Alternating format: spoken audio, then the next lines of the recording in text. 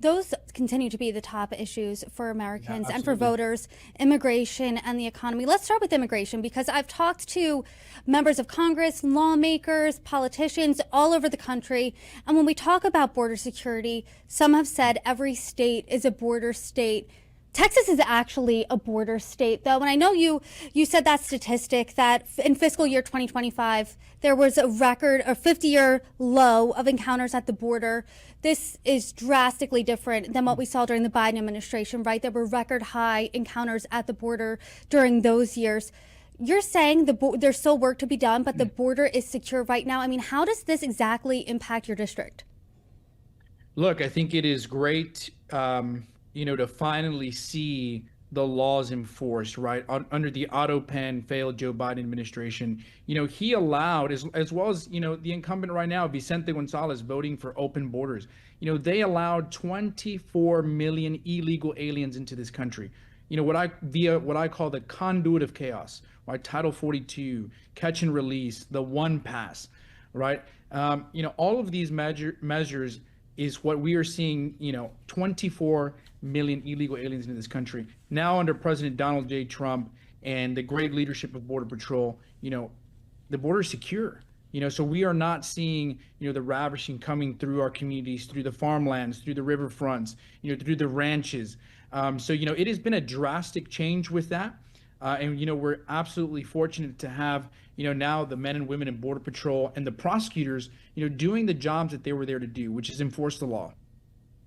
CBP had the number of border crossings of undocumented migrants, the encounters there, closer to 11 million. But I do want to zoom out and talk about immigration as a whole, because a recent poll from Fox News shows mixed numbers on immigration, right?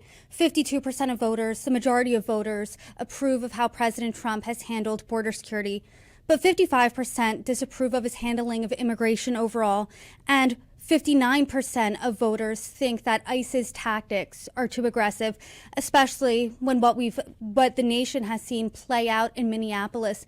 Just today, President Trump had an interview with NBC News. He was asked about what he learned in Minneapolis, and he said that his administration could maybe use, quote, a softer touch in its immigration enforcement operations. What do you make of those numbers, and what do you make of President Trump kind of changing course here a little bit, maybe saying, we could turn down the temperature, we could use what he said, a softer touch? Look, I think going back to the CBP number of 11 million it was far more than that. I lived it firsthand. For me, it wasn't a soundbite. I saw, hundreds of apprehensions a day. I think it's much closer to 24 million.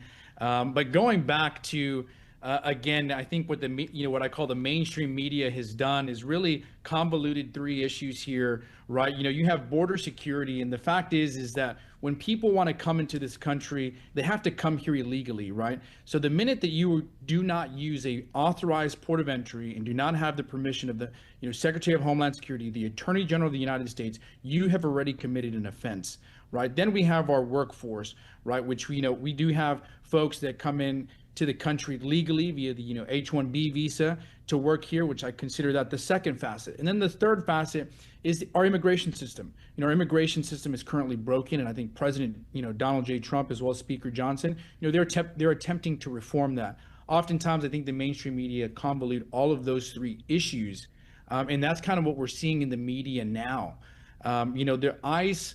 When we talk about some of the operations that are taking place with ICE, again, that is a response, to allowing 24 million illegal aliens, or even if you go back to, the CBP reported number, 11 million, that is still far too many people that have been allowed to enter this country illegally.